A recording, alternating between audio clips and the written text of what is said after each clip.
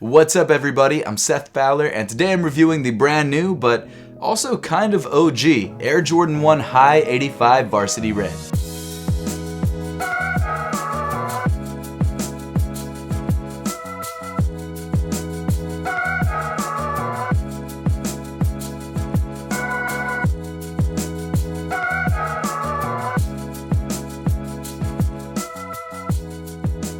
Since 1985, when the Air Jordan 1 first released, we've had a lot of different iterations, and through the last 30-some years, things have changed. So in today's video, I'm not only going to be reviewing the Air Jordan 1 High 85, which is based on the OG cut, I'm also going to be comparing it to the more recent Air Jordan 1 High Bred. And I'm sure just even looking at these two shoes next to each other, you could probably already see a difference, other than the fact that this one's a lot more dirty than this one.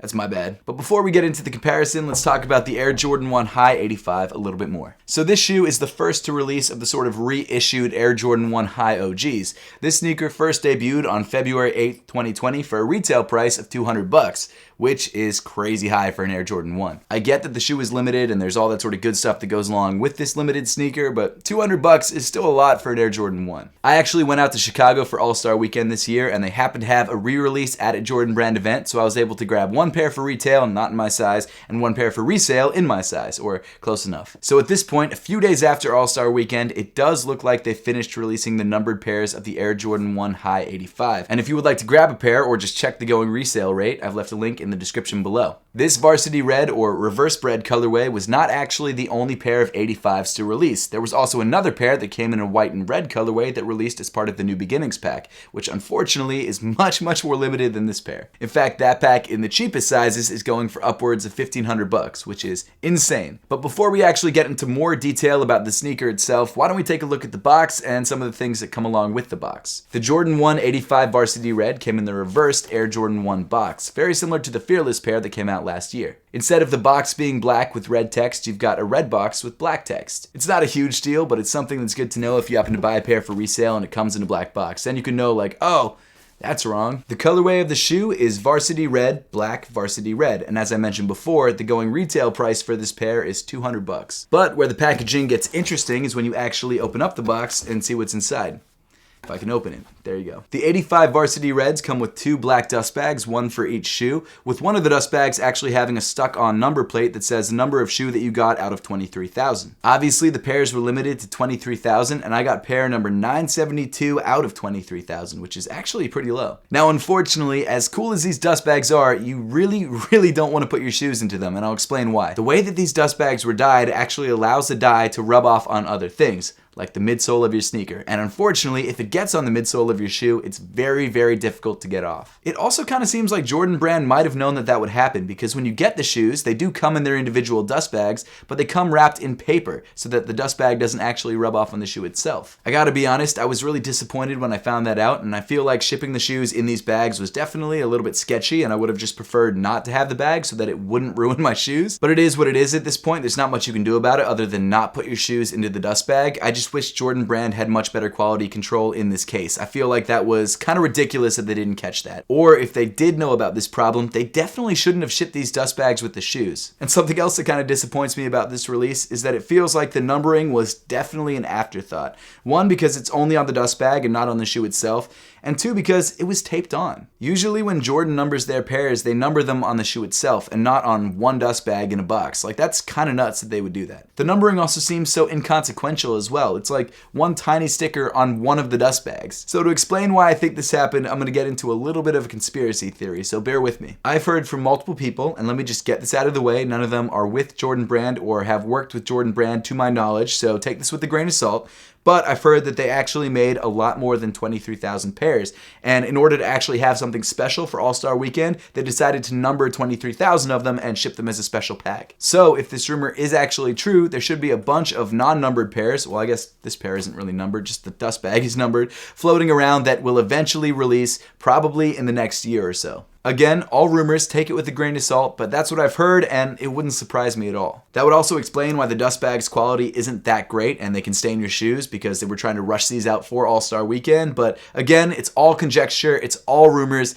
take it with a grain of salt. But also, don't put your shoes in the dust bag. Not a good idea. But with that out of the way, let's jump into the actual sneakers themselves. So the reason a lot of people were calling this shoe the Reverse Bred back when it was first leaked is because of the toe of the sneaker. The colors in this portion of the shoe seem to have been flipped from the standard Bred ones. Instead of having red in the center of the toe, you've got black, and instead of the outside edge of the toe being black, you've got red. However, as you move farther back on the shoe, you'll notice that the entire back half of the sneaker is almost exactly the same colorway. So while I can see where the Reverse Bred naming is coming from, I wouldn't call this sneaker the Reverse Breds. I'm just going to call it what it's actually called, which is the Varsity Reds. But moving into the actual leather itself, you'll notice that it's very smooth and not tumbled whatsoever. You'll hear people complaining about the leather quality on this shoe, saying it's not as nice because it's not tumbled, and as I've said a million times in the past, tumbled texture does not define the leather quality of the sneaker. It just has nothing to do with it. It's an added texture. Jordan Brand went with this much smoother leather style to match the originals. This is how the originals actually looked. The leather on the original Jordan 1s was smooth and pretty flat, unlike the newer Air Jordan 1s that have a lot of tumbled leather, especially these Bred ones. All these red panels on the shoe are very heavily tumbled. I don't have any problem with this leather at all. I think it's fine and it's accomplishing exactly what they were trying to do. As for the actual colorway of the shoe,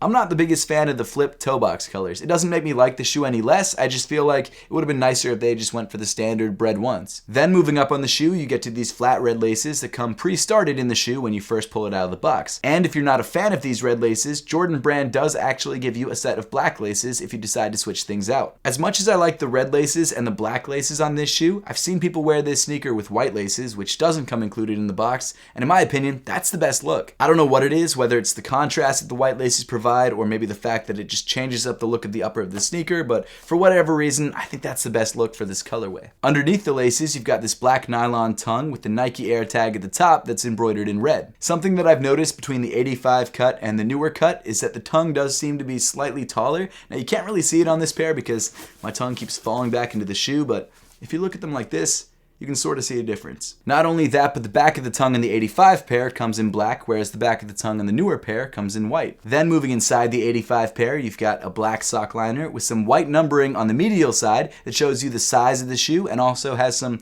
random numbering and lettering, which I don't really know what it could stand for. Then rounding off the inside of the 85 pair, the insole is also changed up pretty dramatically as well. Instead of your standard thin foam insole that comes in most Jordan 1s, you've actually got this thicker black foam, almost rubbery feeling foam insole that feels great underfoot. This insole also almost feels like a very thin drop in midsole. I don't know why they did it like this, but I'm not complaining. The top of the insole comes in black with the Nike Air branding printed on the heel in red. And then stuck on top of the Nike Air branding, you've actually got this retro style sticker which looks a lot like a sample tag.